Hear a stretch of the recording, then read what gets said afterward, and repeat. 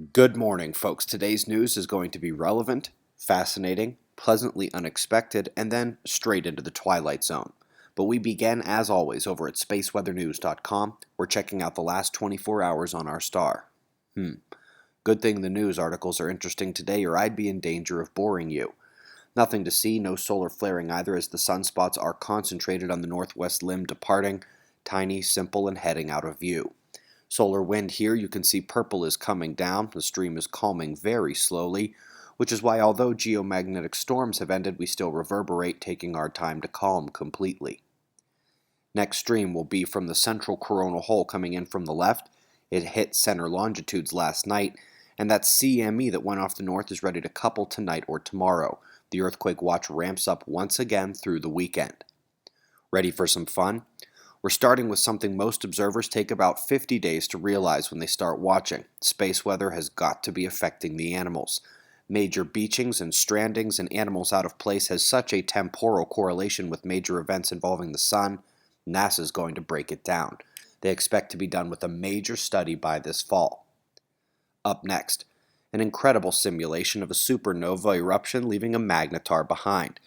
We've got fluid and MHD action going on for sure behind the shock. You can tell the power of their simulator as well when you see the 3D figure. Gorgeous. Okay folks, so observers are constantly on the lookout for solar cycle predictions upcoming.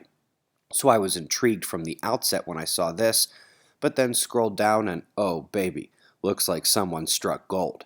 In analyzing the solar cycles, a double wavelet analysis with the 11-year and Jupiter-Saturn alignments were put together showing how in-phase wavelets produce high solar activity cycles, and as they diverge, we come back down. They suggest a similar cycle coming up to the one we just had, but using their own formula, you realize they were conservative. We're about to be perfectly out of phase this cycle. #ADAPT2030. Okay, folks, now if you can believe it, it's about to get weirder.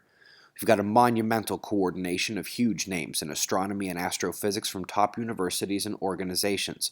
Groups like this don't get together on papers very often, and oh, what it took to get them here. Folks, that's 92 AU away from our star, the object discovered in 2014, but nobody really knew its orbital parameters or how big it was, etc. They do now. Between 500 and 600 kilometers across, albedo suggesting dark particulate-covered water ice. Its orbital period is over 1,000 years and gets as far away as 180 AU, but of course, that's not what we're looking for. We're looking for the close approach, perihelion, its closest point to our star, coming in about 100 years, and at only 38 AU, that's extraordinarily close to Neptune and Pluto's orbit. Let's go over to the JPL orbital diagram, so we're going to have to speed that up to get around the 100 years in time.